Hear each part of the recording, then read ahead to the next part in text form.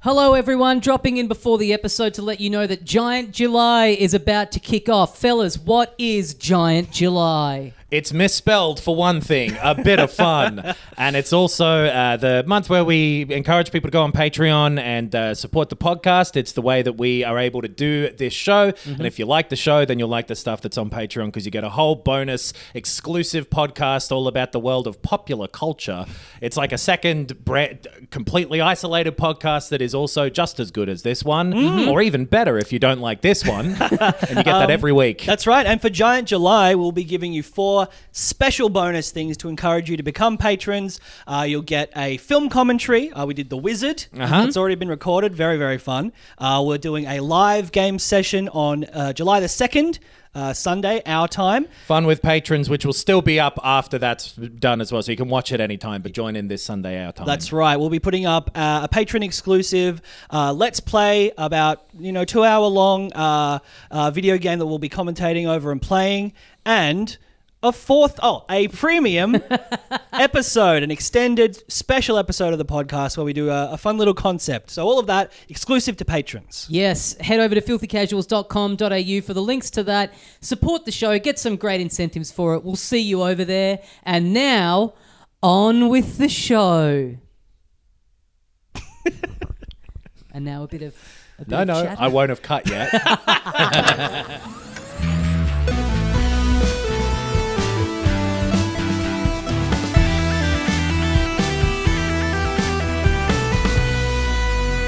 Good morning, video games. Welcome to Filthy Casuals, a podcast about video games, hosted by 3 very kind and extremely knowledgeable boys. Thank you very much for joining us. My name is Tommy Daslow, and with me, as always, Ben Vanel here, Tommy. Oh, we've got a big week. We've got a big episode planned today. It's been a big week in video games. Yes. My name's Adam Knox, the big week one of the podcast.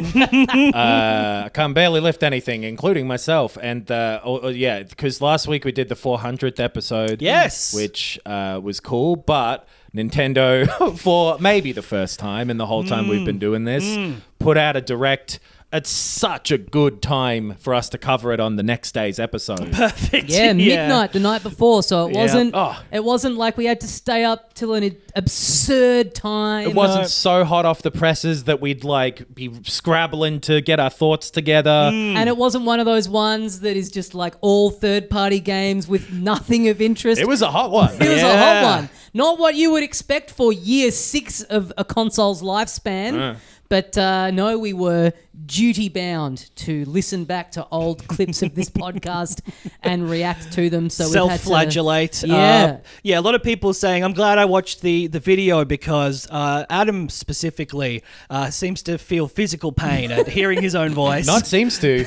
That's a visible reflection of reality. But that was a bit of fun and or pain. So if you haven't, for whatever reason, listened to that, have a listen. If you're one of the people who said congrats on 400 episodes, thank you. Thank you very much. Where's the congratulation for 401? Well, it might be coming. Yeah. I expect it now. All right, should we This congratulate is going to him? be better than 400, I reckon. Yeah, this is hot. This is a hot app. We got a lot to talk about. Man, I want to talk about the Direct. Because there were at least 3 games that I was interested in from that. I don't remember them all. I'm going to be going from pure instinct, real life memory, yep, rather than the fake memory of a note. Yep. But here are the ones that jump out to me from that memory. All right. Super Mario Brothers Wonder. Yes. A bizarre name. Yep. Yeah. To me. The brothers being it like Super Mario Wonder, or like the rumor was that it was going to be Wonderland. Right. As it because like Super Mario World and so on. And yes. But maybe if Balan Wonderworld hadn't come out, that was the plan. But they dropped the land maybe, and it's a 2D, still relatively new Super Mario Brothers looking style 2D game. It looks a bit different, but it's got like the Simplistic multiplayer, 3D. Yeah. and all of that. I think the brothers bit being in there is the thing that they have now decided is what marks it as a 2D Mario. Yeah, right. right. Yeah. So you're right. It is clunky when you say it out loud. Super Mario Brothers Wonder. Yeah. But I guess they're. I think there's maybe an intent to attach it to harken back to those original ones, because I don't know, people were getting sick of new Super Mario Brothers, and they're like visually they've like redesigned a lot of the sprites. The Mario, sprite this is like looks like what the new Super Mario Brothers games should always have been. This Right. looks like a continuation of the kind of creativity that they had in Super Mario World and even Yoshi's Island, which the first new Super Mario Brothers games, they were fun enough, but they weren't really reaching for too much in terms of the art direction and the style and everything. I have to interrupt and push my glasses up from the center, like, from the bridge of the nose up, and they reflect a little, and I've got like a smirk on. okay. And You know you're the wearing, type that I'm doing. Yeah, and you're wearing contact lenses, so you're actually you're jamming your fingers into your eyeballs and like sort of pushing the contact lens up over the rolling eyeball. your eyes back into your head. A sprite is actually a 2D pixel-based object, whereas these are 3D models in a 2D style. Ooh. Let's Yeah. bash this guy. Well, I think this is the first, like the main recognizable thing about how this new game looks is that the new Super Mario Brothers style, it always looked to me as if they had taken a 3D Mario sprite and just had the camera on him side on, which didn't always look... Again, a sprite can't be in 3D. want a dead sprite arm, is a 2D, 2-dimensional. Actually, you can't hit me because that's wrong. So That's you wouldn't actually illegal, so you can't do it. But it always looked like... mistaken about yet another thing. Interesting. It always looked like they were treating this 3D model in this space and wanting it to look kind of like how a 3D model would look with just like the camera on the side of it. Whereas the characters in Super Mario Brothers Wonder, they've kind of got like a bit of a cheated angle where his kind of face is sort of more facing the camera. Like it's not a literal model of, here's this 3D model of him that we've dropped into a 2D plane. Right, if you see move what the you mean. camera, it'd look like, Jungle Runner or something. Yeah. Like, yeah. This is like they've purposely twisted him around a lot to just look more. And someone's put on Twitter like a side-by-side comparison Yes. of like when he crouches in New Super Mario Brothers, he's just sort of sitting down, and then in this new one they've done the very old school thing of like he's like pulled his hat right over himself. It's all like way more cartoony. Like he's seen someone he knows but doesn't want to talk to on the train. Yeah, and his big nose is like sticking out from under the brim of the Yes. hat. It just immediately looks more like It's got more character. yeah, way more Yes. character. It's Yeah. a similar visual style that is way more thought out, for Yeah. sure. Yeah. Like those new Super Mario Brothers games always, other than maybe the first, looked a little, the Wii ones and so on, looked quite cold and quite sort of boring, to be Yeah, honest. just very mechanical. And, Yeah. and this, like, he's got lots of more, like, interesting expressions on his face. He's doing a little very, like, furrowed brow thing when he's running and... Some levels and stuff that have different styles. So, like, there was a silhouette level that looked like kind of one of the Donkey Kong games Yep. did that, the Tropical Freeze or whatever. And it looks like it has just more ideas going on. Some weird little flowers who are standing around talking to you as you run past. Yep. And the conceit seems to be you run through a level, you're getting these things called, I think they're called Wonder Seeds, which then you go into sort of like a weird parallel universe version of the level where the pipes are moving around and the perspectives are getting skewed and all that kind of stuff. Whoa. What were they smoking when they came up with What this? were Shiggy and the boys chuffing away at? Well, they do love their mushrooms. And this I think we're all excited for. Yeah, Yeah. like a new Mario game is always a big deal to me.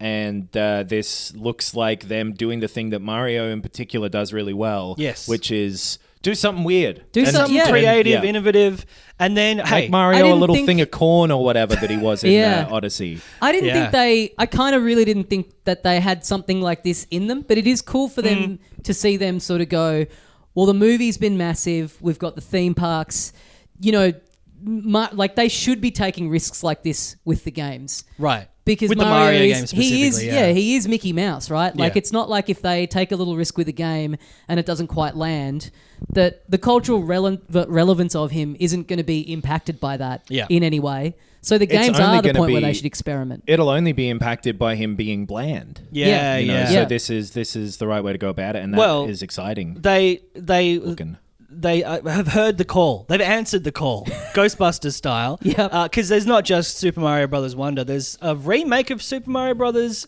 RPG. That has been a big it was cult following for a while, but then was cult following for long enough that enough people joined the cult that now it is just a regular religion, and people have Like been, Scientology. I've been telling you guys every week. Hey guys, we're releasing this. We know people always get annoyed at the price of our remakes. Well, good news. This one is free, but you have to come into Nintendo and you have to admit to every wrongdoing you've Yeah. ever done in your life. We will be filming it, and then you can have the game for free. Doesn't that sound good? Nintendo Switch Online is now 50% of your income, and you have to pay it to us. And don't talk to any Xbox fans; they are negative people or whatever that term. That they Something. use. Well, I mean, buying the remake will cost you half of your income because it is a full-priced game. It is, yeah. It's and it looks cool. Like they've done that same isometric style, and they've turned the sprites into 3D models where the camera can pan around during a boss fight or something. I think you'll find "Suck Me Off." Counterpoint, Your Honor. This was rumoured before the direct, and has been for probably 15 years plus. Yes. It's one of those like Earthboundy Mother 3 type of things where people just keep going like, fucking what's his name? Gino is going to be in Smash now. Yeah. But this was surprising Mello, to me. Gino and Mello. There are Yeah. a couple of them, I Little reckon. Cloud Yeah. Boy. Mario. Peach. This was surprising to me that they had stuck with the same art style. I kind of I thought, if this room is true, it'll be very much like they'll use the sort of more modern models of Mario that they use in like a Mario Rabbids, the very like style guide thing that they have. But in this, they've kept him sort of like he looks on the SNES one. He's kind of like squat, and he's like a little bit fucked up looking. Like I really love that they've just like he's the wrong aspect ratio. Yeah. Like he's this like fucked weird little rugby player Mario. Yeah, I really love it. I really love that they've just like kept that. They've just like upgraded that style. Like they haven't made it.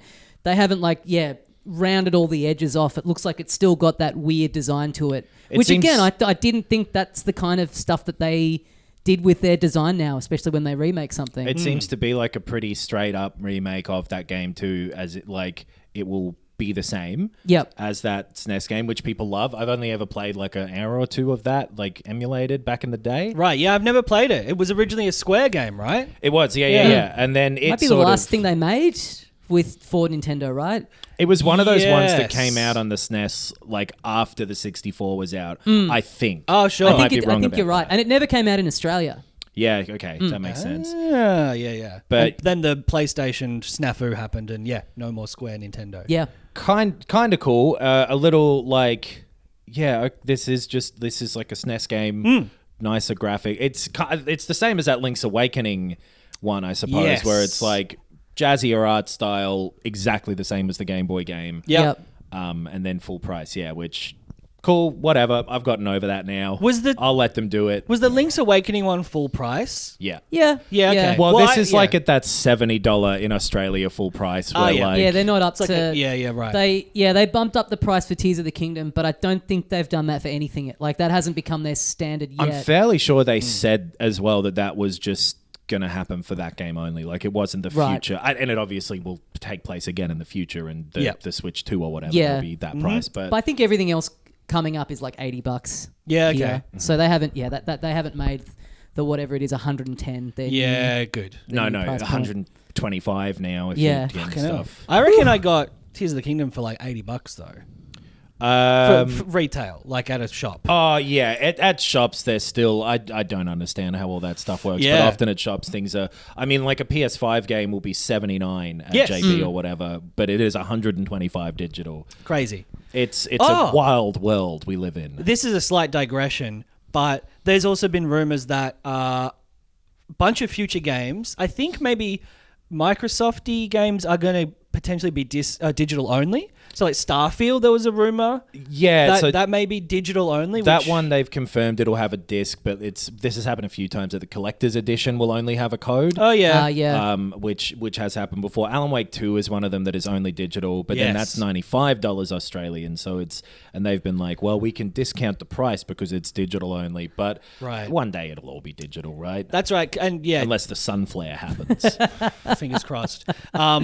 Because the Alan Wake 2, they also said it means we can work on the game up until the day of release. Which every company does anyway. Yeah, Yeah. it's a day one patch. Anyway, back to Nintendo. Sorry. But yeah, the original composer is back to work on this to kind of update all the tunes in that. I'm looking at I think I've maybe played like the first hour. I've watched a video of it on YouTube. I've never fully gone all the way in. It seems like it is like a very classic turn-based style RPG, Yeah. but Yeah. people I mean, talk about the script being very funny, it's and it sorta was kind of like the Right. first things to sort of flesh out the world of Mario, because it's still it's being developed around the time of Mario 64, but in terms of like the kind of personality of those worlds and stuff, there Right. really wasn't much in the way of that yet. It's that weird time where they're like, I guess there's dinosaurs in Mario World, Yes. and that's like one of the main things. Yeah. And they introduced these characters that, like we were talking about, Gino and Mello, that have just then never existed in anything else. Is ever. Pinocchio in Mario?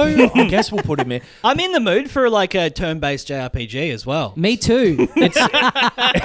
It's a fairly simplified one that Right. it led to Paper Mario and the Mario and Luigi games, It's which sort of take the style of it. They've got their More own, in the yeah. Pokemon realm of turn-based JRPG simplicity, right? Kind of, yeah, and I think it has like the Paper Mario thing of like time you jump on the guy's head to do double yeah. damage. Yeah, and yeah, that sort of yeah. thing.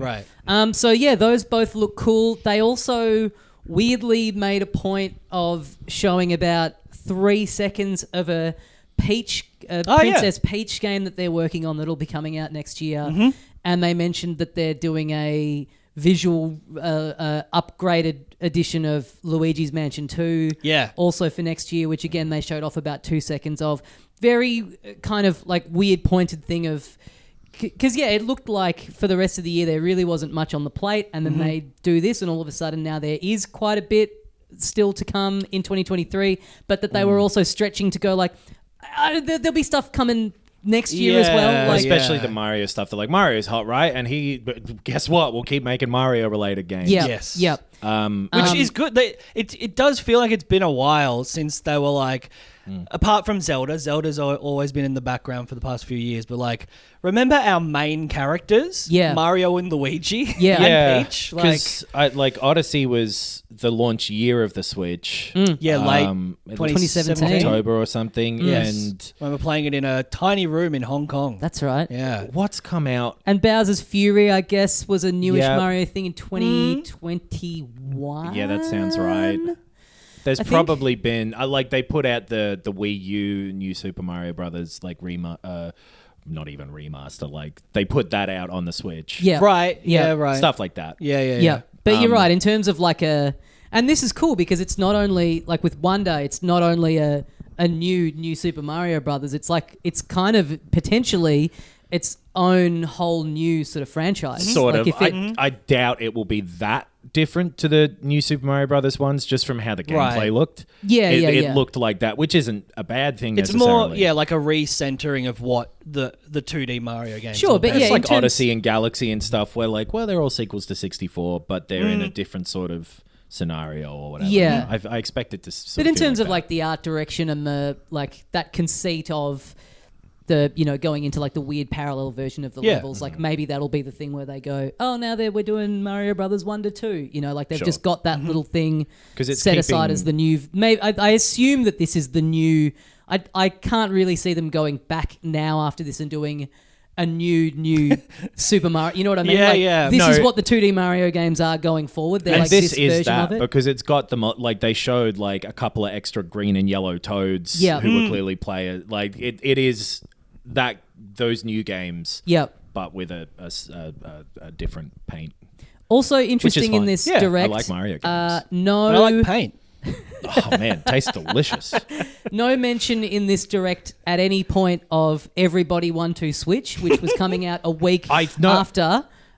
Did they? No, Although- they dropped the trailer no- separately. Oh, Remember, sure, like a right. week before that. No mention of Everybody 1-2 Switch, but an announcement of a new WarioWare game. Yes. Which is all movement based, which looks like what everyone has said the original 1-2 Switch should have been from day one of Or the that- Switch coming out. That this Wario game, should have come out then. Yeah. in 2017. Yeah. Like I'm looking forward to that too. I love the WarioWare games. Because what happened? They released the old ones. No, they No, put out that new one they that released was a new one, yeah. God, what? Get It Together. That's I'm trying. That's what I'm thinking of. Yeah. So that was like a new thing, but Right. it didn't really use the Switch controls. What was that one's gimmick? That they were slightly longer or something? a were bunch little, of different characters as well, right? Yeah, it was That's kind of like a right. platformer. You would play as a little character, each one controlled differently, and then you would get given the task, Yes. and you would have to just do it using that specific character's That's right. set of moves. I That one like was it. fun. I liked it, but it was fun, but it wasn't like it didn't feel like it. I don't think it scratched that classic WarioWare itch for Right. people who really love those games, which this looks like it has. It is a bit more in that classic style of those games, and yeah, it looks. I mean, I'm not a big fan of the motion control-y kind of stuff, but if you are going to do it, this is the way to do it, I think. Like very, very brief. Yeah. Visual cues, like there's a guy skiing. So obviously, like not having to Quick, sit through jack him off. not having to sit through a big screen that explains like, well, now Right. what you're going to have to do here is tilt to the left to move to the, literally just like, here it is, figure it out, 5 seconds done. That was Smooth Moves on the Wii, and that Right. one was really fun. Again, yeah, I'm sure it's the point.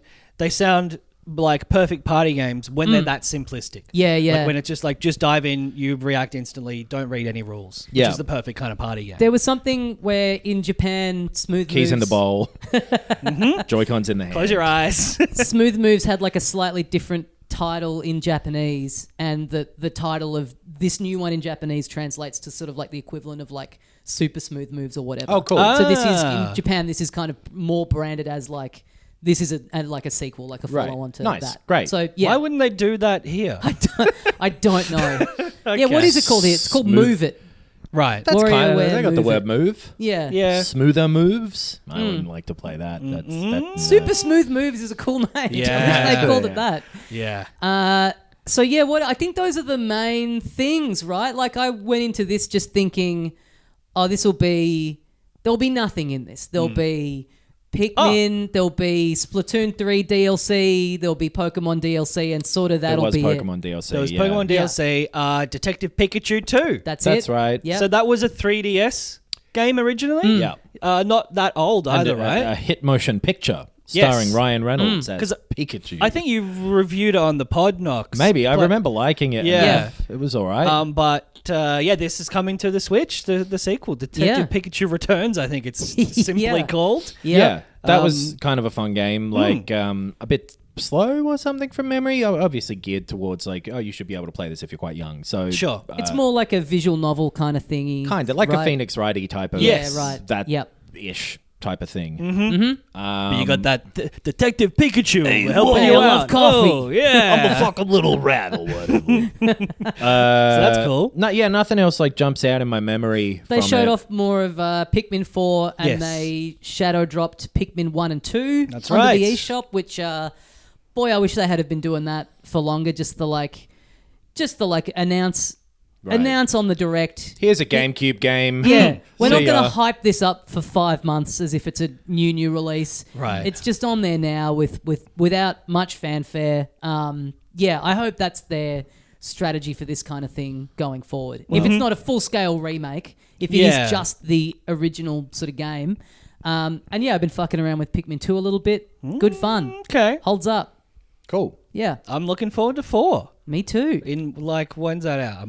3 weeks or some shit? Yeah, really soon. Yeah. There's a demo I'm- up right now. Oh, right. I'm worried to. I thought about like, should I go 1, 2, and 3 now before 4? But 4 looks like it makes some differences, some changes from those ones in a way that means maybe I wouldn't be burnt out on it, but it seems like a lot of Pikmin and Yeah, I started to. I've played a few hours of it. I got up to a bit that was going to take me, like I had to like start it again, and I went, this is a good time to bow out now. Sure. The new one, Right. this has scratched the Pikmin itch for this week, and then the new one's out in 3 weeks. Like, yeah, I don't, you know what I mean? Like, I don't care enough about experiencing the original to like bash my head against the wall trying to do this bit. You've got to come in with the full Pikmin lore in your head.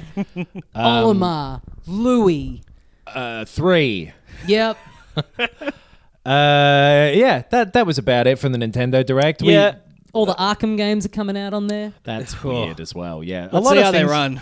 A lot of things like that. Of like, okay, that just seems like a long time to have waited to put out, because the most recent one of those is 8 years old. Yeah. Yeah.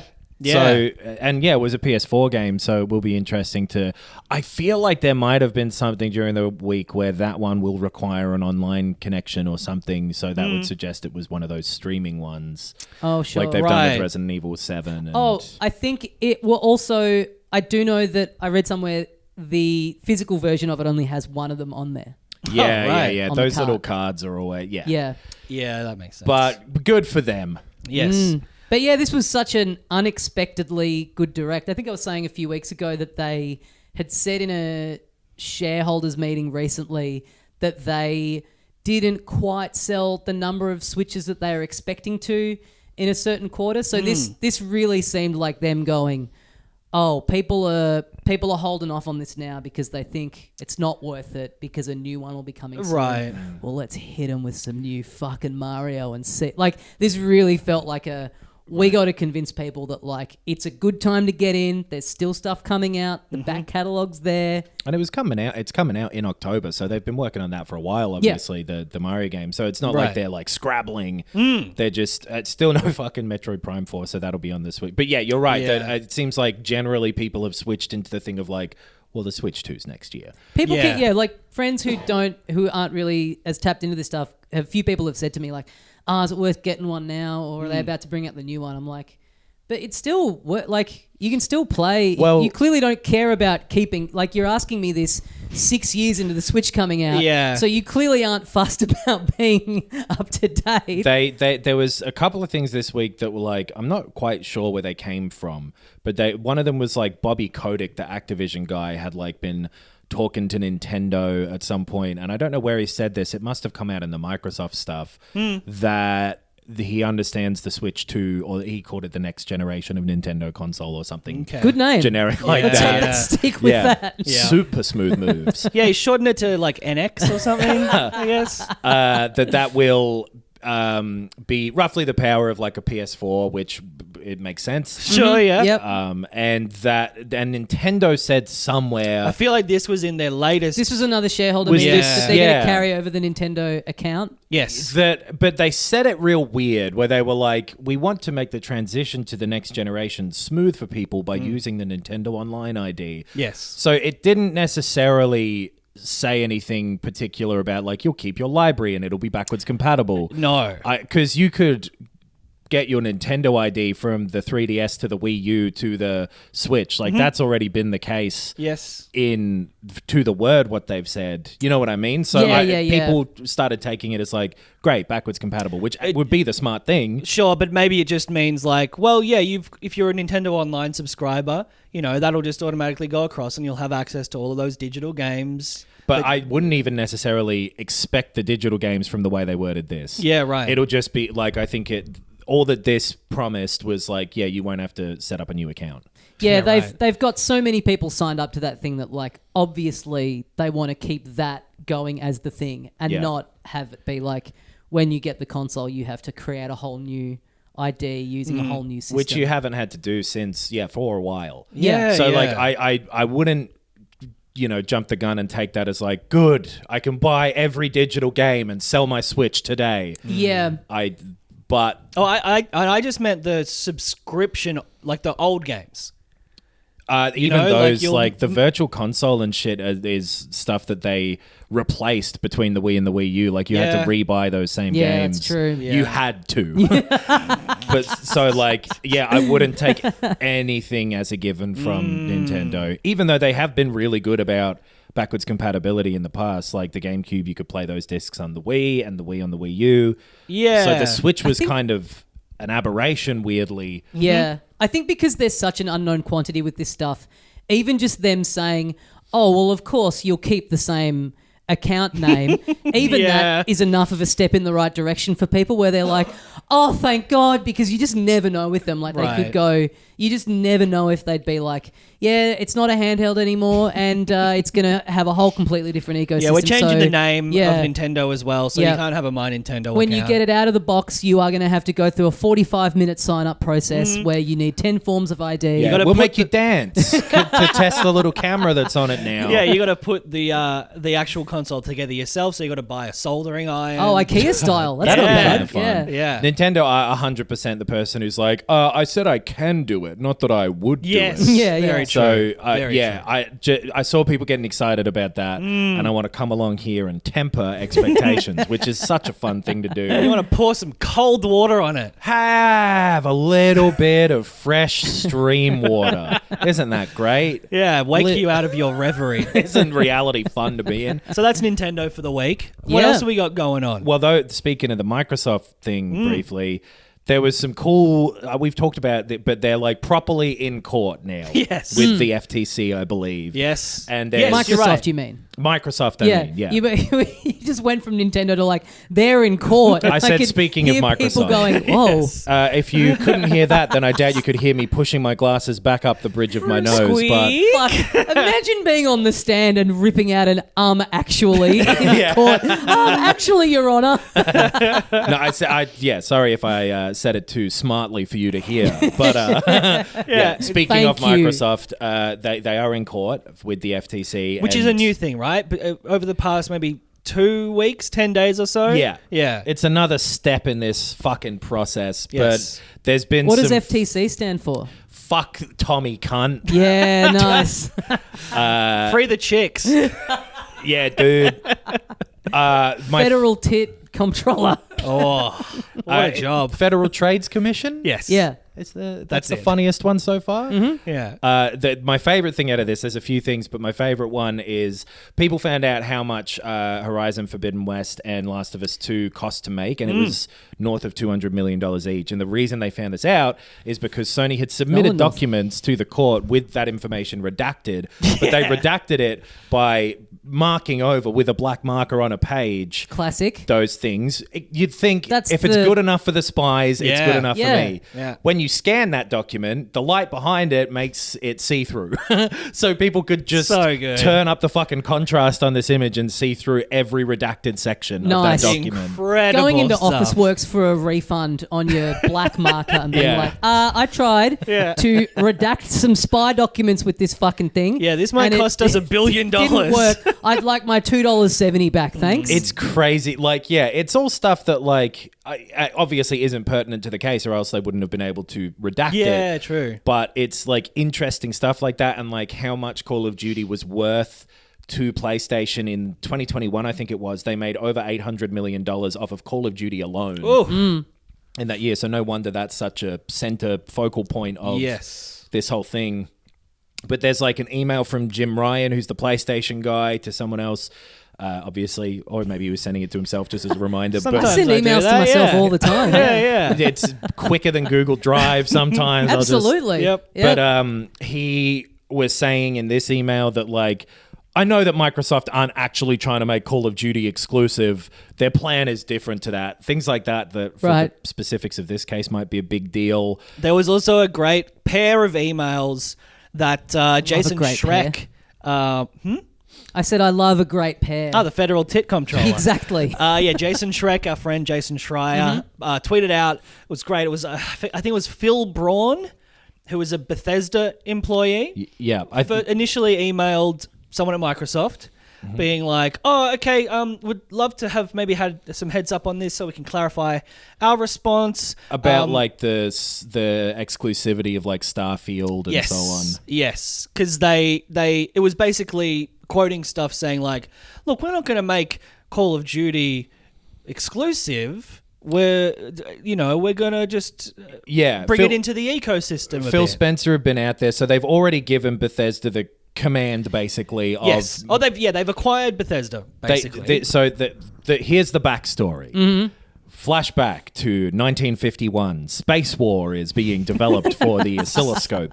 They'd acquired Bethesda and said to Bethesda that, like, hey, going forward, your games are Xbox games. and publicly. And yes, exactly. They'd already Yeah. said that. And then Phil Spencer's out there giving some interview where he's like, oh, we're not trying to make Call of Duty exclusive by buying Activision. That's not the point at all. It'll never be exclusive. So then he's sending one to like Phil Spencer and crew being Yes. like, would have been great to know this because we're kind of doing something different. We've been advised to do that, and Todd Howard is going to be out there doing interviews. So it would have been good if he'd have known this ahead of time. Yeah. And then a second email about the same thing to the boys. To his colleagues at Bethesda. That was like, why are they treating us differently? They told us to do it. What's the difference between us and Call of Duty? This is crazy that they're out there without talking to us. What's going on here? Blah, blah, blah, blah. Pretty funny. And Side by siding understandable. them, yeah, totally, yes, yeah. It was a perfect illustration, and I think it's what Jason said of like emailing the boss versus emailing the team of like. You just phrase things a little bit differently. Yeah. But I think it's totally fair. It's like, well, why is it okay to buy Bethesda and then make all of their releases Xbox exclusive and Game Pass day one and not for Call of Duty? Well, because one of them's going to court is the reason, I guess. The CEO of Microsoft was called in as well. I forget his name. Bill Gates. No, you've come out of your big ice block that you were frozen in. Yes. Yeah. Encino Ben. Bencino Man. Fuck. Yeah. I can't believe you said Encino Ben over the top of me about to say Bencino Man. Ben Vernel Ben. Well, that's not bad. There we go. I had to give my name at the coffee shop before, and they made me give my last initial as well. Another Ben To had be beaten fair- you in for a Yeah. coffee. Nice. To be fair, that's because you punched someone in the back of the head when you were in there and it was the cops Yeah. asking you for your My name. height. Well, See my license number. That's not relevant. Ben, policeman for Ben. For Bem. The Microsoft CEO was saying, like, I'd love for all Xbox games to be on every platform if I had my run of the place and if I could choose things, but it's actually PlayStation who started the exclusivity competition, or he's like, the leader in the market is the one who their business plan is exclusives. Right. What about Nintendo? I know Nintendo also have always been that. Yeah. But the whole thing is What he means is our enemy has exclusives. well, and I think what Yeah. he means is like, we'd like to be the only people making games. Yeah. And put so them on every console and every platform and every phone. that was kind of what I think, because in the Jim Ryan one, it's like their plans are bigger than that. Right. And I think that's what he's kind of talking about there, and what it's They quite wanna- clear that Microsoft are working towards is Microsoft is the video game place. Right. Everyone develops for the Xbox Game Pass platform, and anyone can make machines that they want that all run Xbox thing. Like, That sounds, Yeah. That sounds like a monopoly to me. hey, good thing you're not one of the federal titty boys or whatever, because you'd be locking them up in clampers. What do they call them? Handcuffs? No, there's some older irons? word. Clapping them in irons? Clapping them in irons, Yeah. locking them up in clampers. Yeah. 6 of one, half a dozen of the other. Yeah, remember that guy in Futurama, Clamps? Yeah. Yeah. That guy. He'd get in on the action. So all that stuff, just being in court and everyone having a fess up. It's so Oh, yeah. childish. I love how it is such a like high school drama thing. At the moment. It's so depressing how everything always is when it gets to that point too. True. Like every massive company, the second they're having to be honest in front of a group of people who are also having to be honest. yeah. Ugh. Imagine being the man they're on not the street, the like person who's not tapped into video games, who's just been randomly selected to do jury duty for this. Case. He's in there hearing this arguing about Call of Duty, being like, "Oh, this is so boring." Actually, it's not boring. Where's Pac-Man coming out? Why are we only being served Mountain Dew at lunch? This is awful. I don't know, man. It's pretty weird that Sonic shat in Mario's bed. That's crazy. It's all, no adult's an adult. Yeah. And when they have to show their emails to you, you see it so clearly. Oh True. yeah, Speaking of no adults being adults, yeah. what do you have a little food-based video game Well, item we've there? talked Nintendo, we've talked a bit of PlayStation and Xbox, and now it's time to talk to my mind, one of the most red-hot developers in video games at the moment. I'm, of course, talking about the McDonald's Corporation. Oh, well, Red Hot would be Red Rooster. I guess. Sure. They do the Red Wait. Hot fried chicken. Or Frank's Red Hot. The Yep. sauce. Yep. That's probably what's on that chicken. True. Yeah. Maybe that's why they call it Red Hot. Yeah, maybe it is a little collab. Red Rooster X Franks. I'd buy that. It was Line it up overnight. It's a limited run. They're only making 7 million wings. Well, the Macca's did that with the Szechuan sauce. That's true. And that went really well. That did go really well for them. They've done it again. They have done it again. It was Grimace's birthday the other week. Happy birthday, Grimace. Happy birthday to Grimace. What are you? He's a taste bud, apparently. Get fucked. No, he's not. Bullshit. He's just a purple monster. Who Yeah, did he you was hear meant- that from? There was at one point he was meant to be a taste bud. Who said that? Shout out a fantastic Instagram account. It's called Filming in McDonald Land, and it's an actual guy who worked on all the McDonald Land ads in the 70s. Ooh. And he just shares anecdotes about like what they were thinking when they came up with those kooky characters That's and like pretty cool. production That's sick, art yeah. and like So was Birdo because they sold chicken if they're thinking about it that much? maybe I don't know. That makes guess. sense. I Yeah. don't know if Birdo's ever come up under his radar. Wait, not Birdo. Birdie? What's the Birdie. Birdie, Yeah. Yeah. But yeah, Grimace's birthday, so that whole bunch of they had like a purple shake that you Yeah. could get in the States. Can't get it here apparently. They also put out a Grimace's birthday Game Boy Color game that you can play online in your browser. But they've also people dumped a ROM of it, and if you put it onto like a flash cart and play it on an actual Game Boy hardware, it properly runs on there. Yeah, wow. Which is pretty cool. It's great marketing. Like, Yeah. it took everything in my power not to be like, oh, fuck, we should do a video. I thought, like, we should do a video about this, but then I was like, wait, I'm playing into their hands. Yeah. I will say full credit to them. They got a company called Cruel Toys, Krool Toys. Great Instagram account. They're always making their own little... This guy loves Instagram accounts Yeah. about I do. McDonald's. Yeah. the best app. It's the healthiest app. They do I a never lot would of... have guessed that this guy's obsessed with McDonald's. Oh, You yeah. just move your hand. Yeah, Tommy. I'm wearing a McDonald's jumper that I made.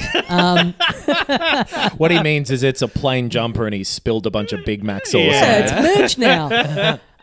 This company, Cruel Toys, they're like a group of developers and they make little bespoke Game Boy games for... Like, they do just, like, random art projects just for themselves. They just did one as a collab with Metro Boomin, the musician who put together the last Spider-Verse soundtrack. That's, like, a one-off thing for him. They got these guys to do it, which is cool. Like, it shows that someone in there has actually gone, let's get, like, people who know what they're doing to make this game rather than just get, you know, someone who works in the office who knows a shred of coding to just put some bullshit together. Yeah. I played through the browser version of it. It takes it's pretty brief, but it's fun. It's you Grimace on a little skateboard. It's, you know, challenging-ish little platformer thing that's got like, you know, you get like a percentage clear thing at the end, so it's kind of designed for you to run through a few times and try and get everything and beat your own times. It's cool. It's well done. Okay. It's well put together. Nice. But also, over there at McDonald's China, they've come up with their own little scam where they have developed, and I got this in the mail today. I'll hold this up for the camera.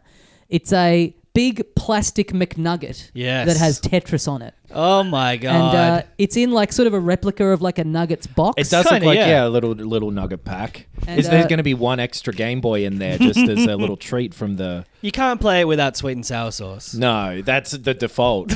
You put it in the burger, or I guess you put it in the Dreamcast. Yeah. Well- and then you eat the whole thing, and it's Wow. like a secret burger. Fuck, it's huge. Yeah, Yeah, when it's I opened big. the package, when the postman dropped this off and I opened the package and saw there wasn't Szechuan sauce in there, I started screeching at him, Yeah. rolling around on the ground. Naruto crying. running. For some, I guess because it's nugget shaped, Yes. it's like a little Game Boy thing. This is going to sound awful crinkling into the microphone. You know those little tiny Tetris LCD screen things you used to get in like the early 2000s. It's one of those, and because it was in the shape of a nugget, I assumed it would be the size of a nugget, but it's the size of like, I don't know, A Game Boy Micro or something. like a phone, but thick, Yeah. fat It ass is. phone. Nice. Oh, there we go. Wow. It's functional. It's got four. Yeah, it's functional. Oh. Comes with batteries already in it. When do you ever see that? I don't know if you can hear the fucking. Oh, that sounds awful. I hate that. That's genuinely making me so like antsy. Yeah, that's Yeah, not I can a good... mute it. Okay. Okay, it's got a mute button. Yeah, that's Yeah. advanced. Now I'm just straight up playing Tetris on my McNugget. This is mad. I'm going to Vietnam in 2 weeks. No Switch, no iPad. You don't need Imagine I get on the 8-hour flight and imagine sitting behind me and all you see for 8 hours is me playing Tetris on my Big McNugget. I can see, yeah. and it's- sound on for the whole trip. Screwdriver out to replace the batteries halfway through the flight. Which you're allowed to have on planes. Yeah. Yeah, lithium-ion batteries and screwdrivers. Go right up to the Please. main camera, Tommy, and give people a good look for the Okay, all right. for the YouTube. It's like a shitty LCD display. Yeah. I don't know why we're fucking reviewing it, but it looks heaps Great. like I used to have a little blue like keychain one. Oh, yeah, from yeah. like 2000 or something that Yep. was. It called itself like 165 games in one. Oh, one Oh, of those. yeah. bad but it boys. was it was Tetris Yep. in 164 different variants. It feels nice. Nice buttons. Have a Okay. feel of that. Let me It have looks mush like a of these piece of buttons. shit, honestly. Yeah. Now, when Tommy said nice buttons there, I must say, not to be He was contrarian. talking about your shirt, Knox. Yeah. I hugely disagree that these are nice buttons. I think these are... What's wrong with them? It looks gross. Feels better than a Joy-Con. no, they're mushy and terrible. I do love- It feels like I'm pushing a nugget. I do love the concept Jeez. of a thing where if someone didn't say to you, this is a Tetris on a big chicken nugget, you would be like, why? Yeah. Why is this shaped like this? Did you leave your Game Boy in the car and it melted? It got sun damaged gotta and turn, it melted. You got to turn that off.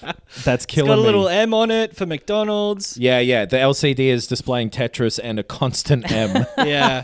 All right. It's a piece of crap. Congratulations, it really Tommy. is a piece of Chinese crap. When the world heats up, you'll know you've really Yeah. contributed to it. Yeah, well, I'm glad. A dolphin's gonna die choking on that, and then the dolphin, you'll hear the squeals of the dolphin overpowered by bing, bing, bing, bing, bing. Well, this Microsoft lawsuit, they're pulling in everyone from all corners. I can't wait to find the link where they managed to bring the Tetris nugget into the case.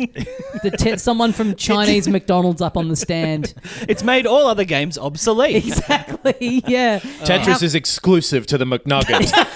Yeah, exactly. Well, yeah, that's a piece of dog shit that I'm surprised you got in the mail. You know, something that I'd be thrilled to get in the mail. Something not made to the standards of will it hold together for 40 minutes? Yes. Okay, that's enough. Yeah. Yeah. So there's a Something nice that's- little sticker pack actually with it too. It looks like, is that a sticker pack or Yeah, just it's a little instructions? sticker pack. That may be the best thing about it. Yeah. Yeah, these little but Macca's something that stickers. doesn't come with a sticker pack, but does last pretty much for as long as you'll need it to. Certainly, mine has. Is the products of Manscaped? Yep. Yeah. Are the products of Manscaped? This is me shaving my balls. Bing, bing, bing, bing, bing, bing. I hated that music Wow. so much. I don't know if you Adam's had the... steel wool pubes that set off the razor. I do hum the bum, bum, bum, bum, bum, bum, bum, bum, bum, when I shave my pubes. So Yep.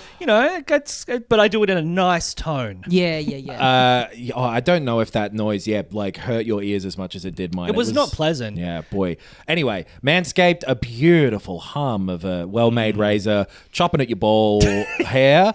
Yep. They make great products that are for personal grooming. Yep. Yes. And I use them and enjoy them. Yeah, the Lawnmower 4.0 is the current body hair trimmer. Yep. It's fantastic. It does the job. No nicks, no cuts.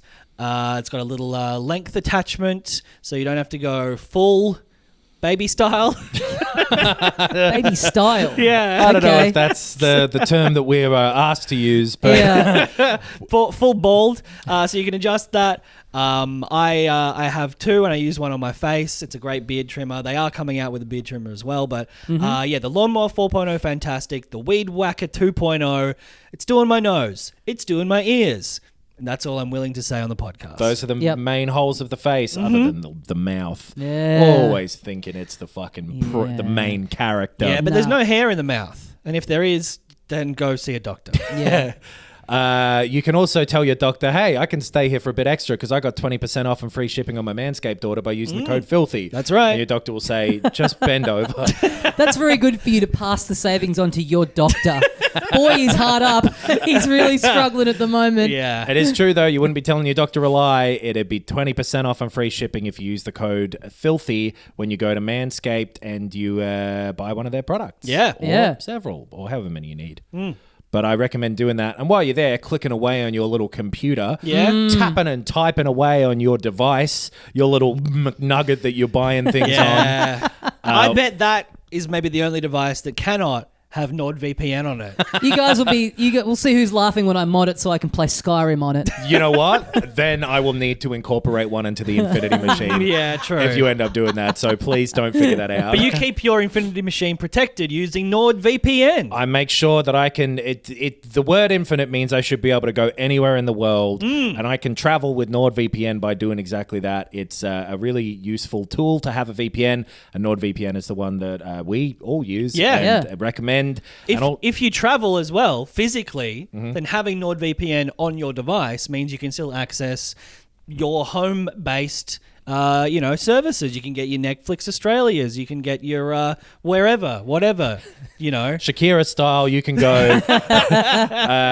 NordVPN.com/filthy is a place to go and have a look at their stuff because they make a good VPN, and it's the one that we recommend and also happen to have that discount for. You get a bonus month. You do. Sign up. Imagine that same doctor telling you you've got one extra month. You'd be clicking your little heels together in the air like an old chimney sweep. That's right. And fall over on your head and squander the month. I'll be using NordVPN while I'm in Vietnam to get on 10play and catch the project every night. Ooh. Just keep up to date with the Australian news delivered differently. They're calling him the man who's enjoying his Vietnamese holiday the least.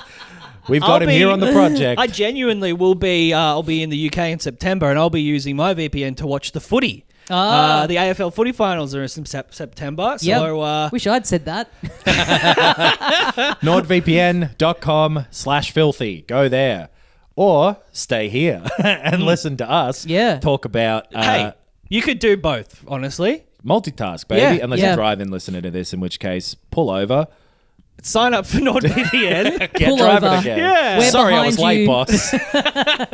boss. Wait, you're protected on the internet now? Oh, it's fine then. Don't worry about it. You're the boss now. We've all been playing a game. Yeah, this game features several bosses, actually. They're some of my favorite parts. We've all been playing bloody Final Fantasy XVI. It's been out for like a week now. Yes, sir, we certainly have. So this game, it's the 16th in the Final Fantasy franchise. Now, you'd think common sense would tell you were right. Yeah, no, there was 13-2, wasn't there? There was also... there's a fuckload. There's World of Final Fantasy. Yes. There's Dissidia 012. Like, there's... Yeah, Final Fantasy IV, the Crystal Chronicles. Final Fantasy IV, the After Years. Yes. There's all sorts of bullshit, and there's yet another confusing entry in Final Fantasy, but this is the 16th numbered release. Yeah. The mad lads at Creative Business Unit 3 are at it again. I swear we'll be more creative after the name, but that's gotten our boring part out of the way. That's it. Well, they're focused on their games for the most part. They are. It's a lot of the people from the 14 team, right, who have been working on this one. It's them and also the combat designer from the Devil May Cry franchise. And there's some Kingdom Hearts people here as well, I think. There's a lot of different hands. Oh, some people who worked on 12 as well. Right. Which may also be the 14 ones, but yeah. And this is kind of similar to 12 in some ways, like the story and things like that. So where to start? Where with to Final begin? Fantasy We all 16? played the demo, Yes. and we were very, very impressed by that. Yes. Very slick, very polished. Cinematic stuff was engaging. Yep. Story seemed like it was going to be very, very interesting from the get-go. Beautiful polish. The user interface, all of that shit looks very nice. Yep. I agree. I don't really know where to begin. I've been enjoying this game plenty. I think the combat is very good. Yep. Once it lets you play it enough. My major thing with the game so far, that is my primary negative point, Mr. Federal Titty Commissioner, that's why I'm speaking like this, is... You are under oath, you realise that. Yeah, I I think it's paced way too slowly, and the pacing of the story and like the development of the combat and stuff like that reminds me of 13 in a way, which was massively derided at the time, and has some similar. Some aspects of this game are similar to it in that like it's quite linear for the most part, and all of that sort of thing. I think the characters are less annoying than the 13 ones were, at least early on. Yeah. The writing of them is okay, and the story is pretty good. I think there's like a noticeable reduction in like, especially with 15 being the last sort of main one, the whole thing of that is you got your 4 boys and they're bonding on a road trip and they all sort of develop and they've got characters and they're personalities. helping each other overcome obstacles. And yeah. I'm kind of missing that aspect of Final Fantasy games of like the traveling group. Yeah. Because even just like having a party, like I know that it's gone to more of a focus of being action oriented, and I think the combat's great. I don't really have an issue with that, but it does. You have people that join you, but you're never playing as them. You're not having to like shuffle people in and out of your party. You're not having to like learn other people's sort of like strengths and weaknesses and switch around them in battle. And I just do like, I'm enjoying the combat and I'm enjoying the story.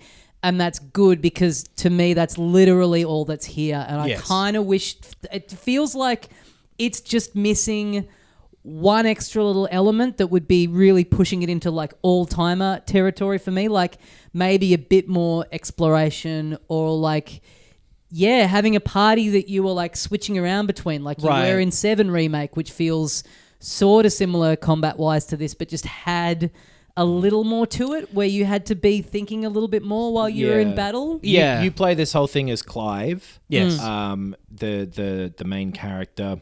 Yeah, I'll share my thing, and then maybe we start from the start after. Like, I think it's good game.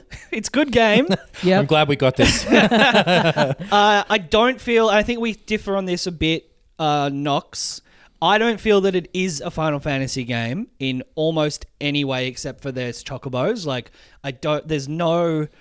there's not enough of a connection to what I feel is Final Fantasy, but it is a enjoyable, polished AAA action game with I think severe sort of deficiencies in like character motivation and like general storytelling and there's a lack of complexity to it, which I feel is a drawback. I think, a lot of that complexity is sort of placed in with an eyedropper over the course of the game that is maybe just a touch slow. But I've seen other people say that same Final Fantasy thing as well, of like it not seeming like a Final Fantasy game, which, I don't...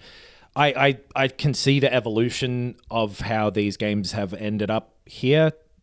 You know, if you look at what they did with 7 Remake and then 15 and then like just kind of go, it feels like it's on that same trajectory to me here. And then the whole thing is like, you got the big monsters and you got the crystals and, you know, it's doing a lot of... The gameplay is certainly like... a significant change though for Final Fantasy where it's all real time and it's like very much an action game. Yeah. You can see that Devil May Cry thing here, and I'm really enjoying that combat once it gives you a little bit of leg stretching to do, because it takes a fair while of it being pretty easy. Yeah, because you have these, you have your elemental stuff, but and it's not element. Yeah, no. Not even that. But you have your little like special attacks. Yes, and then you access, like you gain the power of like a different element, and you think, oh, okay, this is really going to open up now because I'll have all these different attacks. And all I was finding was they do basically the same damage. They function basically the same as the ones you already have. All it really does is just give you a couple more options so that you're not as hindered by the cooldown. Yes. Like to get that first batch of new attacks and think like, oh, now it's really going to open up, and it's like, oh, this is just more of attacks. The same sort of attacks. I think it's like, when you get into the bigger enemies and like going on the later hunts, and like it takes a while before it starts giving you stuff that is difficult enough that you need to think about them differently. Where the system is that you have all of these different they're called icons in this, who will be essentially like weapons that you're switching between almost. Pretty much, yeah. Yeah. A different sort of group of special attacks. They are different elements. And they but are elements, so yeah. it's stupid that they don't... not So stupid, but there's- it's there's weird no- that they don't have any practical... There's no elemental strengths or Yeah. elemental weaknesses to any of the enemies or to you. Yeah, which I think is like, I get that like maybe that would be interesting, but also I tend to find if something is weak to blue, you always use blue. And so it almost restricts you more than, you know what I mean? Yeah, but I think it's better than nothing is weak or strong to anything. I think when... I think the way you put it, Tommy, is kind of how I feel about it as well. It's just more of the same thing. But the only benefit to unlocking these extra icons is you can cycle between the attacks while you're waiting for the other ones to that is recharge. functionally true once it's so easy, but once it gets harder, like I haven't found it hard yet. Like I'm slightly ahead of you story-wise, and I reckon I've died 3 times playing this game. There's like one boss and a couple of hunts that are essentially like big boss animals that I found it with, and can see it starting to pepper in a bit more of that stuff. And you can see that the system has room for it. So, for example, there's an attack in like the second one that you get that is like when you use it, you'll dodge back a bit and then launch forward and do an attack. And if you time it so that it actually works as a dodge, then it'll do extra damage.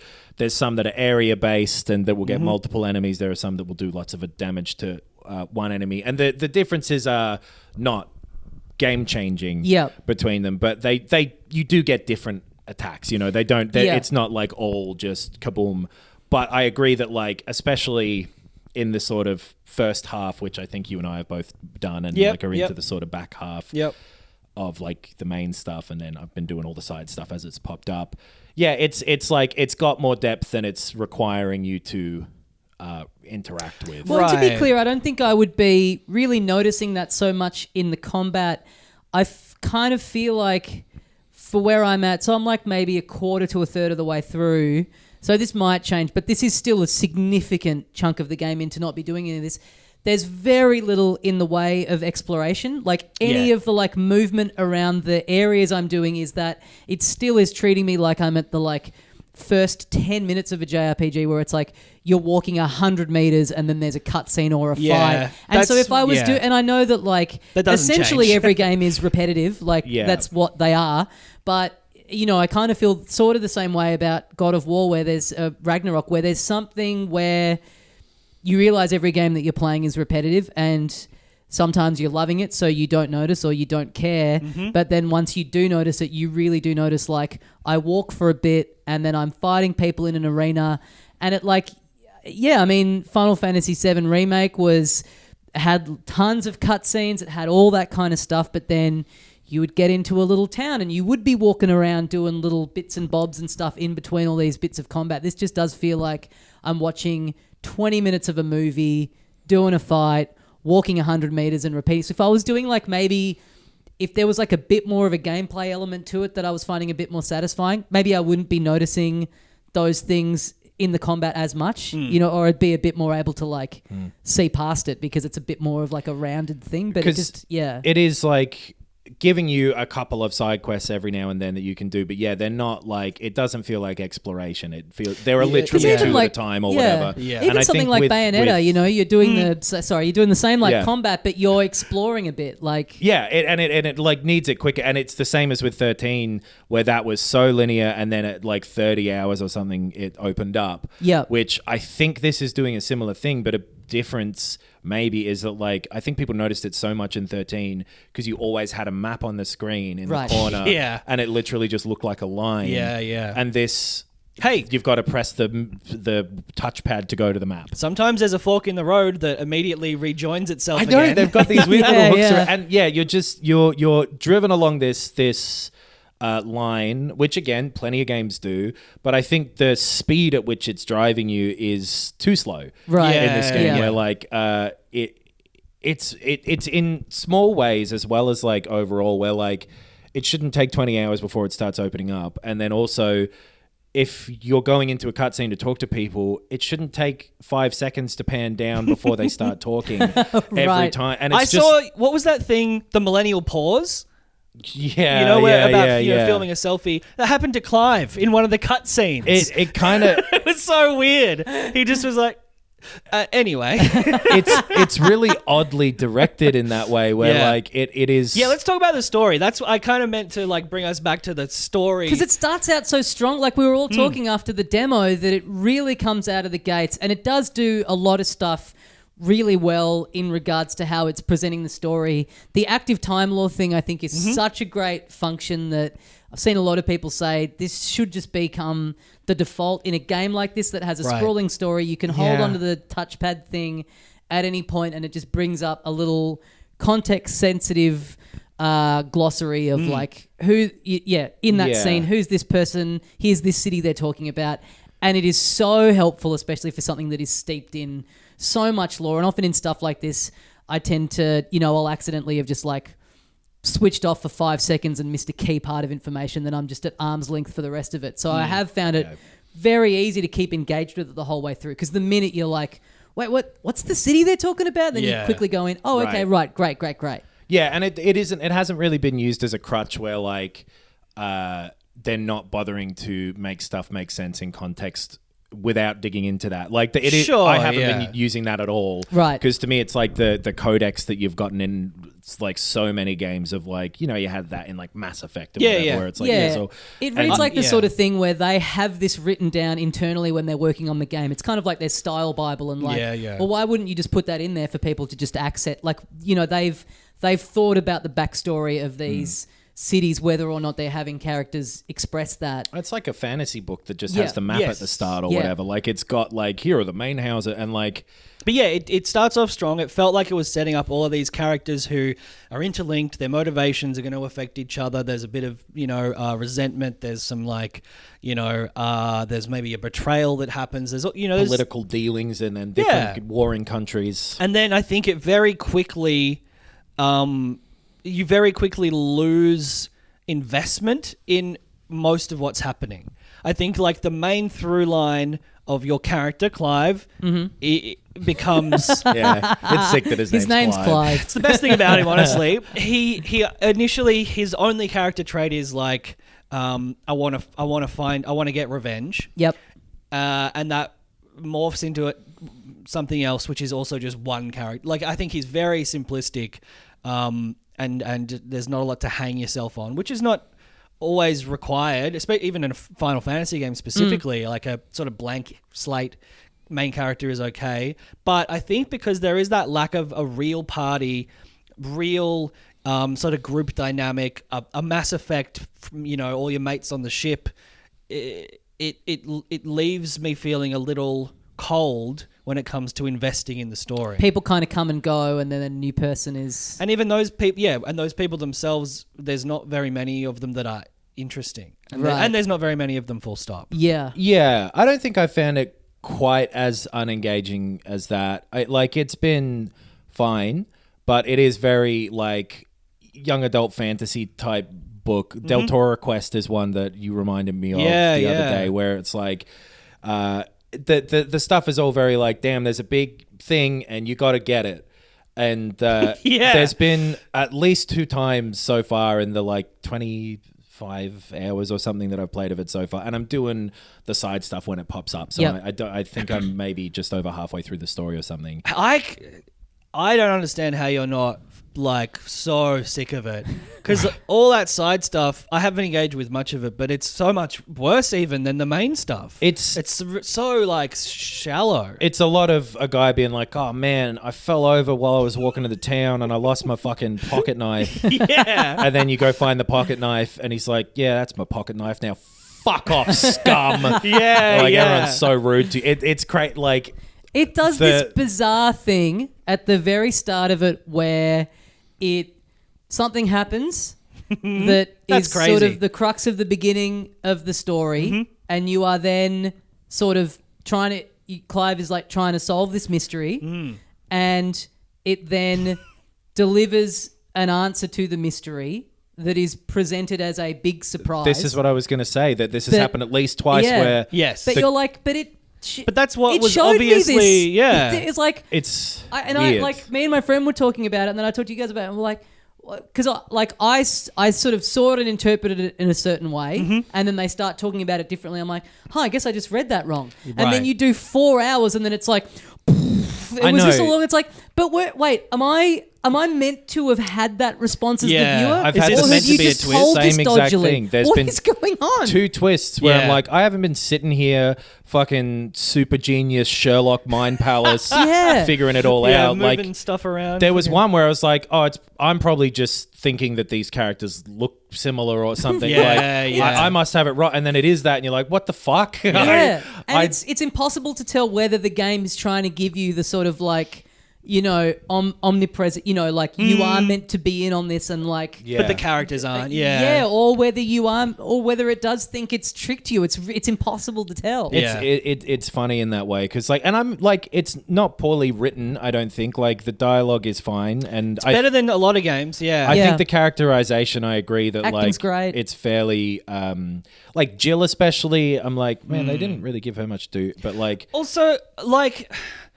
chuck a love interest in for someone. So like, wh- romance is interesting. There is a letter that you get at your desk that is from Jill. Yeah. Right. I don't think this is. Well, maybe it is a spoil. I don't know. I don't want to spoil things, but like the way the letter is written Yes. is extremely different to how the pair ever Oh, acts interesting. together. Like, Interesting. So, yeah, it's yeah. odd in that way, and I think that just the whole thing is like it's okay for me. This has been, but like it is crawling along at such an odd pace that I have found myself getting a bit bored sometimes. But I'm going and doing all those side things, and you can see the sort of MMO. Yeah, right. Plasma in the game's blood Mm-hmm. that like is. They're a little fetch questy and whatever, and it's Right. go here and kill these. But I'm looking for any excuse to kill a couple scorpions Sure. because I'm really enjoying the combat. It is really good. Yeah, and I mean, it looks fantastic. It looks great. That's why Yeah. I wish I was exploring a bit more in these environments, because you get into a little forest and it's like, wow, this really looks great. And then you literally just walk up a path a bit, It's a and then canal that's down it. the That's all thing. you. And Yeah. Final Yeah. Fantasy VII Remake did have bits like that as well. Where Every Final Fantasy these- game yeah, other than 15 and I guess 14 and 11 has kind of been like that for the majority of it too. Yeah. Yeah, but it yeah. also still had areas where you were spending a decent amount of time in it, sort of exploring and meeting people and And they were going I think, back and forth. There was more visual variety because I think I noticed at a certain point in this that the first sort of linear thing where you end up at a big boss and it's like, I guess it's a long set piece, takes place in a series of grey rooms that kind of looked like they were like modeled and then not textured. Right. And then after that, there's a series of more grey rooms that you go from one to the next. And then there's like a castle that you fight through and it's all like it just... Like, there are interesting, well-designed bits, and some of the cutscenes look fucking incredible. Yeah. But weirdly, there are these extended sections, I reckon maybe 4 so far, and yeah, we're about halfway through-ish, that are just like a series of grey rooms connected by a door that is there so they can load in the next bunch of enemies. Right. I haven't found those as drab as that because like part of it is of course the style is in this like dreary, muddy fantasy type of thing. Yeah. But yeah, some of it is like, well, if you're doing that, then yeah, this castle looks like a fucking castle. Yeah. And it's all bricks, but so that doesn't mean that if you've picked a style that leads to things looking drab, that's okay. Right. You know Like, what I mean? it's hard, it's not fair to compare every game to Elden Ring, but like big scale fantasy thing, it's like I never felt that way playing that game. Yeah. I've found it fine in that respect, but also it's not like I suppose standing out necessarily in that way. It reminds me of The Witcher and stuff like that, where it's like this sort of like vaguely European-y kind of fantasy muck for Yeah. the most Yeah. part.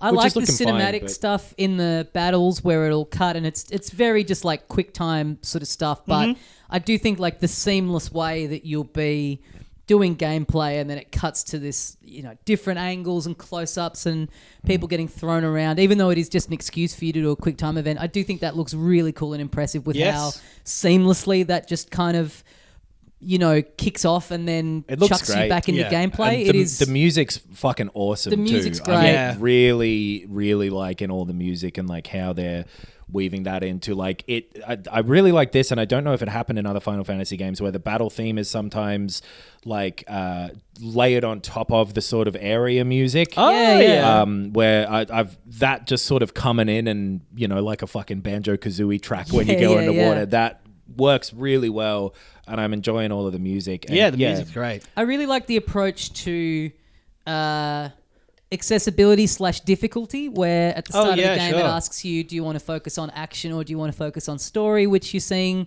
more and more. It's not just like, do you want easy, medium or hard? Like I think, often the thing that's changing around the conversation with difficulty is that it's not about, it's not just about your skill level, it's about your actual ability. Like some people just do not have the mechanical ability to play games to the same extent. So it has that it asks you at the start, and then it also gives you right away a series of rings that you can equip that either give you like you dodge perfectly every time or you heal automatically, and they're just given to you. They're not, they're not like an easy setting that you toggle on in the menu. They're a piece of equipment that you can choose to equip, and you can look at them and go, oh, I see what this is doing here. This is making it a little bit easier, and you can equip all of them if you want. But then if you have them on, you may not be able to equip other stuff. I just really like the way that is very...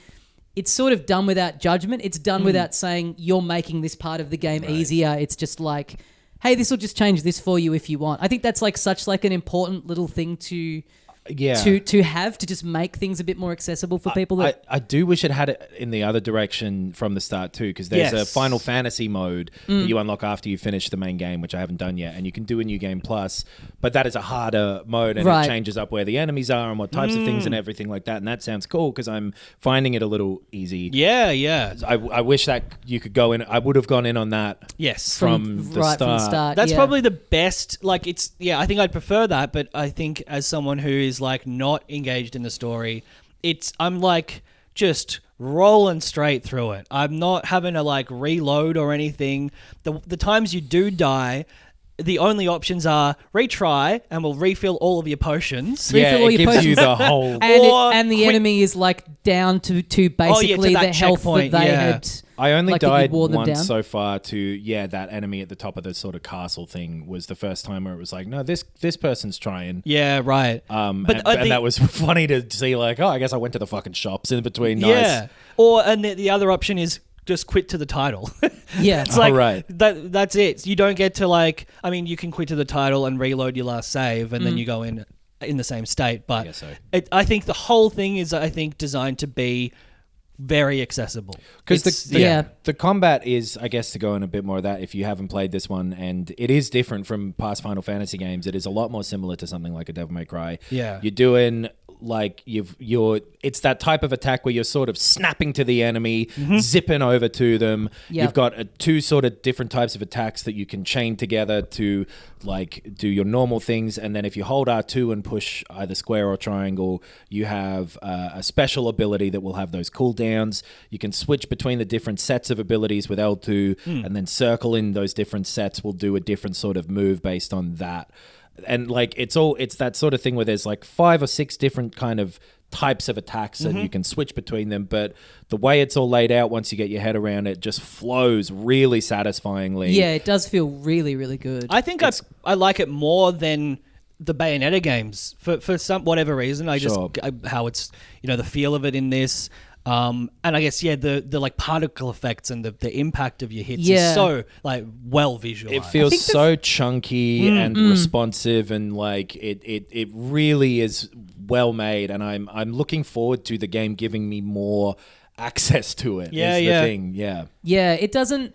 I don't think it quite the perfect dodge thing that you do doesn't quite feel as good as it does in Bayonetta, but it's like way more of a part of the Bayonetta combat than it is here. Especially in all of them, Yeah, that thing where you really slow down time. And you get that a bit here, but you don't get that same feeling. And the window's quite large in this, and I think I'd love to be able to change the buttons myself because the dodge is on R1, which it takes a while to get used to. Yeah, definitely. And I'm still pushing circle sometimes, which means instead of dodging, I'm fucking going right up in front of their attack. And you also have a parry, which it also does a slowdown thing more than the dodge, I think. Yeah. But the parry is literally just attack at the same time they attack you. Yeah. So you kind of just do it anyway by accident a lot. Especially you get a God of War Spartan Rage thing later on, and that your limit break. It lets you do a ton of attacks one after the other, and the number of times I've accidentally parried.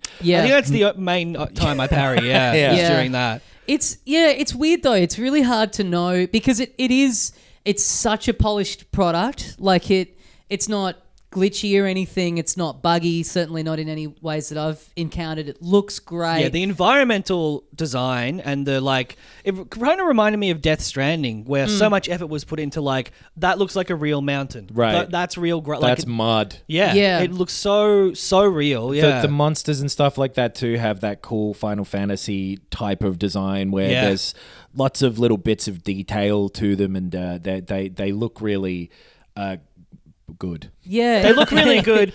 They've incorporated some of the real classic Final Fantasy creatures, and some of them are mini bosses and stuff, and all of that's really fun. It reminds me of God of War 3 or just the whole previous God of War franchise before it rebooted of you're just kind of mashing the attack button and jumping around the screen. And that kind of scale that it does sometimes is similar to, and it looks really great. Totally.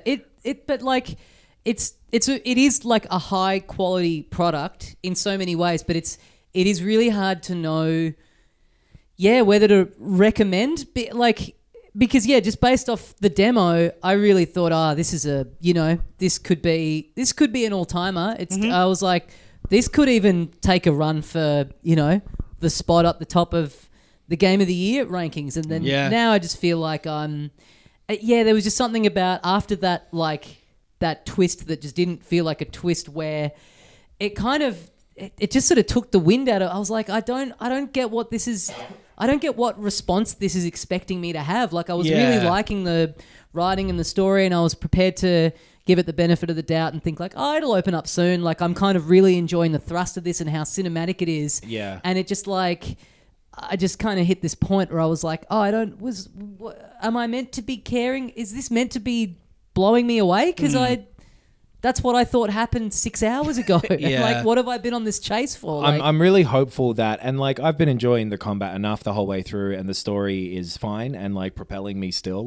There is a clear thing, and every time you go somewhere, you know why you're there. Yeah. So it's doing that well, but I'm hoping that, because I've found a similar thing where the pacing is just and it's just gotten flatter for a patch, but it feels like I'm on an upward curve now with both aspects. Sure. And I'm looking forward to, even if the story doesn't pan out, just being able to stretch that really good combat that has something there. Yeah. I wanna stretch that. I wanna be let loose in a China shop. It sounds like that's going to happen after you finish the game and start it again. And at that so point weird. it's I'm just realistically not likely to do that. Right. Yeah. So, but the hunts and stuff have been nice so far. I've enjoyed that type of thing, so I'm hoping it just packs more of that into the back half again, 13 style.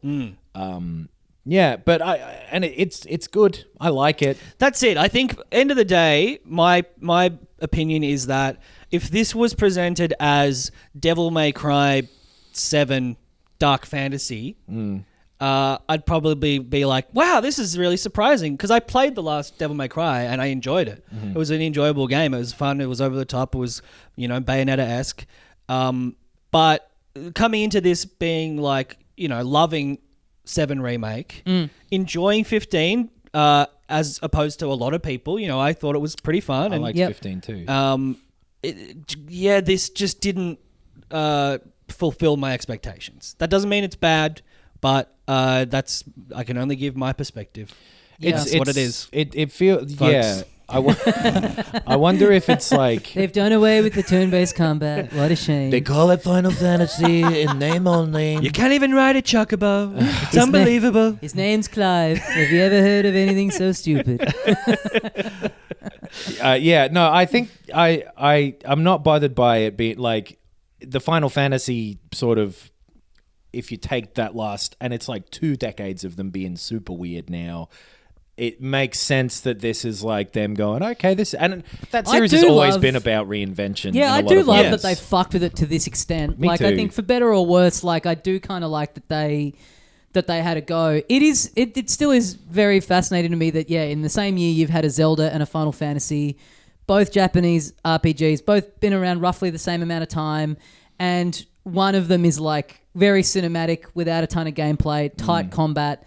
The other one, combat's there, not much in the way of cinematics. They're there, but you have to really hunt them out, and it's all it's pure gameplay. Yeah, like 2 completely different sides of the coin from these 2 things that do share like a lot of DNA. It's I don't know. I'm enjoying it. I wish it would let me. It's just felt slow. Is my criticism, but it has made me a bit bored of the parts of the game that I am enjoying. If Right. that makes sense. Shall we hear from some patrons? I think we should. Yeah. All right. Let us see. Tolkien Taters, our old mate. Oh yeah. TT. Final Fantasy XVI is a completely non-punishing linear action game. I get it's not what some people want. Ben, in brackets. Not in actually, but that's me. But it does a great job being a bombastic, spectacle-filled fantasy adventure, and I love it for that. Honestly, it's delivering what I wanted from God of War Ragnarok with a great set of characters. Okay. Interesting. That is fair. I mean, we should say it does do, even though the pacing of the story is weird, I'm finding early on, it does deliver a lot of it just does start throwing set pieces at you that are very big and impressive pretty quickly. Yes. Which is cool. Yeah, it's funny that the set of characters thing is just what made me think of this, because one of the main characters is a dog. Yeah. And that dog, even though he's pretty much the only guy who's with you for like all of the time, this is within the first 3 hours of the game, and so that as a percentage, but this is maybe a sort of a spoiler, but it just shows a thing of where I'm like getting put at arm's length sometimes with the game.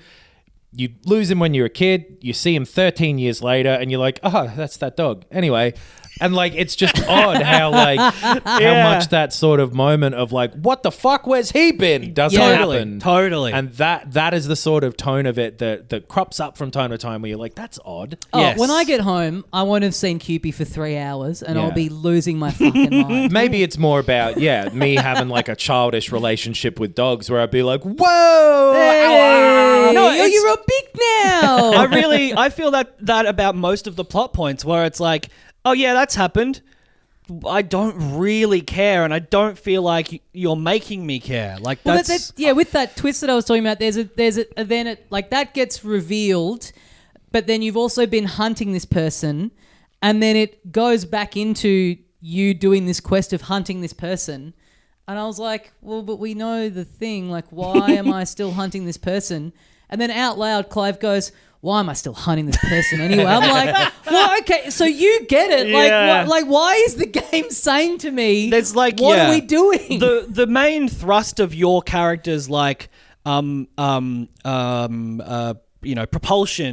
their goals, their aims, their quest, everything you're doing in like the middle third of the game up until now, I'm like, I don't get the plan. It's like, wait, you're trying to solve this problem by doing this? Yeah. This Right. feels like you're kind of the bad guy almost. Well, I found that fine. I sort of had almost the opposite thing of like, oh, this plan is like so straightforward that I'm bored by it. Right. Almost, you know what I mean? But Where also like, I think if I don't think about it, I'm like, oh, okay, well, I guess so. But if I gave it a second thought, it was like, but isn't this like kind of a shitty thing to do if everyone relies on this? I kind of like that aspect of it though, where it's like, it's classic Final Fantasy shit where like 7 opens with you blowing up the Mako reactor. Yeah. Yeah. Like it's So I'm sort of into that, but it's just that like everyone's sort of explaining why they're going to do it. Like Sid, especially when you're talking with Sid and you're like, why are you doing this, Sid? And he's just like, I reckon it's probably what I should do. Seems like a good thing to do. Yeah. Why is he always trying to get us to go hang out with his mates at Wernham Hog? It doesn't make any fucking sense, dude. The acting is pretty good though. Like I think so, I've enjoyed yeah. everyone's performances so far. I think the main guy's a little, I don't know, performatively gruff. Like I feel like I can see the performance a bit. He's but a bit like Geralt. Like he's doing a witchery thing. Yeah, sort of as well. maybe I don't buy it as much as I do with Geralt, and everyone else I think he's pretty good. And there's like some pretty over the top villains and stuff that are all quite effective. I buy it all, but I think it's just the overall story. I'm just like, I don't care. We've got a comment here from Aaron who says, I like it so far. My two biggest complaints are that, number one, enemies are attack sponges. I have to slam square a million times to drain the HP bar even a little bit while waiting on the icon powers to recharge, which, that's kind of the gameplay loop of a character action game. Mm-hmm. And two, not being able to traverse the map without fast traveling between quest markers. I'm not sure what the point of the world map is aside from fast traveling between points. It doesn't really provide a sense of direction, and having to fast travel between story beats really interrupts the flow and makes the world feel disjointed, which I think is a fair point. Agree with that. Yeah, it comes up and it's like, hey, look, here's all these locations. You can't go to any of them except this one with the red thing on it. It feels a little small because why didn't we just go there? Like you talk to the person and then they're like, hey, we have to go here, and then it brings up the map. It's like, just click it, go on. Click on it. It's like, just go there. Yeah, that's fair. I totally agree. Daniel says the gameplay loop in this is so addictive. It has more in common with the recent Fire Emblem games than traditional Final Fantasy.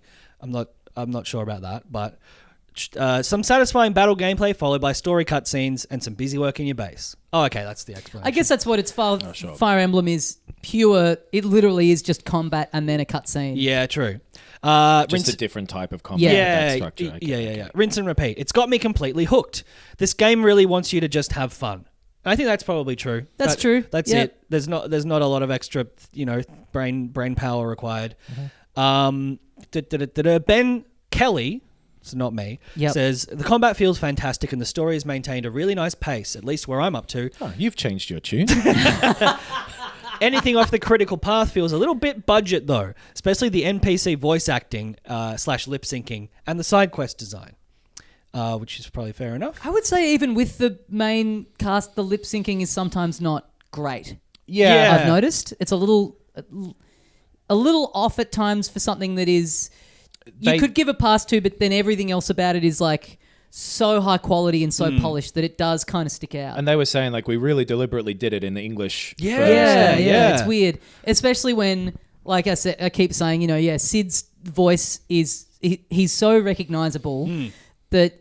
And I do lose myself to it because it's a good performance. But then the second it doesn't sync up for a moment with his lips, I'm like, oh, that's Finchy. Yeah. I have found that I cannot put his voice to his face. Right. But that's not really the game's fault necessarily. Or his. Yeah. It's Ricky Gervais's fault. Yes. So I keep it. He's just such a cunt in The Office. Yeah. That I keep him being a good guy. He's selling it fine. Yeah. But I'm just like, you're going to fucking be real mean in a second. Mark says, 30 hours in, and I have a lot of thoughts. In short, though, I think I love it. So, yeah. Okay. Oh, that was it? No, there's more. It's not quite the game of the year elect that the demo had me pumped for, but the music, story, world, and characters are brilliant. The combat's decent, so like the opposite of our opinion. Yeah, I think combat brilliant, story decent is probably where I land. So two of us together. It's a whole positive review. But the exploration and side content feels a little bit dated. It's still the best new Final Fantasy since 12, not including 7 Remake, which is a masterpiece. Bonus points for how polished it is from launch. So yeah, and there's a lot of people who are loving it. Christopher says it's incredibly directed and has a great pace, enjoying the bombastic battles with the complex character interactions in between. However, as a long-time Final Fantasy fan, I was looking forward to a more open world and potentially an airship. Okay. Well, okay. Look forward to it. Yeah. He does say in brackets, to be fair, that may still be on the cards. I do. I've seen a lot of people be like, oh man, I'm loving the story, which I wonder if I'm just like, missing something or whatever, because I think it's fine. Like I'm enjoying it. It's not like it's not like It's not wrong. bad. You No, know, and- like it's not a broken piece of writing. I really like some of the writing in the item descriptions too. There's a few of them that have like a funny little thing here and there that I enjoy. I think, and as far as like there are worse Final Fantasy stories, Yeah, Right. true. which is a story-driven series and has been since close to the start. So I've got to read this one because it says I joined the Patreon for multiple reasons, but one to talk about this game. Oh, fantastic. So Andrew, I'm reading your comment. I haven't touched a Final Fantasy game since 12 and usually have to be selective in my games because of work and kids. But this game But this game has caught me completely off guard. I cannot stop playing this or thinking about this game. The story is great with some predictable stuff, but the gameplay is amazing and the music is perfect. I have chosen to play this over Tears of the Kingdom and loving it. yeah, I think it like, I wonder if I was, no, I was going to say I wonder if I were like less aware that I'm going to be critically discussing this game if the story were but no, I think I always would have been like, oh, okay. I think, With the story. someone sent or posted or tweeted at me, I think, because I tweeted that I was surprised that this game was getting perfect reviews. Someone sent me Ooh, the Twitter bitch. a Steph Sterling Jimquisition video that was about the story of this game specifically, where she raised sort of as a side comment at the start of it that the sort of issue that a lot of games have where they put too much focus on lore and not as much focus on narrative. Right. You know, there's a lot of backstory, there's a lot of explanations, Right. but there's not a lot of why do you, the viewer or player, care about this? Why does this person feel this way? Specifically, character motivation in this particular game is maybe somewhere where it's just like it's there because they exist in this world. Yeah. Right. Yeah. Sorry, No, that was it. Like, and also, that video is also worth a watch. It's about how Clive as a character is sort of he is like a servant. You know, he's put into bondage and he's marked, and about how it appears to an extent, and I think that this isn't like about main plot, but his sort of like his willingness to operate within the system to achieve his goals rather than overturn the system because the system is inherently flawed. It's an interesting video. It probably has some spoilers in it, so be careful if you haven't played too much. Yeah, because Yeah. I think the world building stuff in this game is pretty good. Like the stuff that is like that exists for the story to take place in it is interesting. Yeah. at least, and like this thing of like. Because they've got these notes of like, there's all the branded and people are fucking cruel to them and they're non-persons and everything that I feel like it doesn't do much with when it moves forward through those subjects. Yeah, but it's also got like, it's got like those anime touchstones of like with Attack on Titan. There's literally a scene of like your bones and arm getting like created in the big monster. Like it's doing that stuff in a way that like I'm surprised not to find as fun and interesting as I do in the things it's taking those points from. Sure. Yeah. I don't know why. Maybe that's it, though. You've I'm you've seen it broken, before. man. Yeah. Maybe. I think that it's because they've put more thought into the backstories of the world than the characters. Attack on Titan, like, yeah, they're some of them are archetypes, but at least they're characters who you think about what would they feel about this. Yeah. Oh, they're reacting in this way. That's expected. And it's but this almost- is not expected because I didn't know this new thing about them. You know, It's like almost the other way around in that where the world stuff exists to create the reasons for the characters to have the changes that they do. Yes, Yeah, and you totally. don't need to read, like, when you see big chunks where it's like, well, these two towns were involved in a vicious trade dispute 400 years ago, and it's Yeah. like, that's nice that you've thought of that, but that doesn't... You get a person later on whose whole job is just to go like, so here's what the nations are up to right now. Like, Right. Yeah. Which I also felt, as much as I like the... Well, this is probably the reason. I like the setup of the story in the demo because it's all about characters. Yeah. Then after a certain point, I stop being able to process all the information about the world and the countries and the wars and stuff. And I do like that you get this character who's like, all right, let's step over to the map and I'll tell you exactly what's going on. Yeah. I kind of wish that they had been able to write that exposition into dialogue more naturalistically. Yeah. But it's like literally you go to the exposition room and you get exposition. I think I'm gonna finish this game, and like I'm hopeful that it is on its way to following through. Taken as a whole will be better than the. I the have a moment to feeling moment. that's the direction it's sort of moving in, and I hope that I did an upward trajectory motion with my hand and then realized, Well, I hope it's caught forever on camera. I hope that there's a bit of this action at the end of it, and then it'll be my game of the year. I hope that I actually it's- hope the fascist government succeeds. no. I have a feeling it is moving in a direction that is, I don't know. We'll see. Yeah, Yeah, I feel But the same overall, way. I'm really enjoying the combat stuff as that progresses more and more. I feel the same way about the Tetris nugget. I'm just gonna try and clock it, and then hope that by the end it redeems Yeah. itself Yeah. and proves itself worthy of a purchase. Well, we'd better leave it there for another week on Filthy Casuals. Thank you everyone who wrote in on the Patreon. Yes. We will be back next week. We are going to a launch party for Everybody 1-2 Switch tomorrow yes. that Nintendo are holding. It's not just us getting together and playing the game. We're going to an official event Yes. that promises to have some Nintendo-themed cocktails.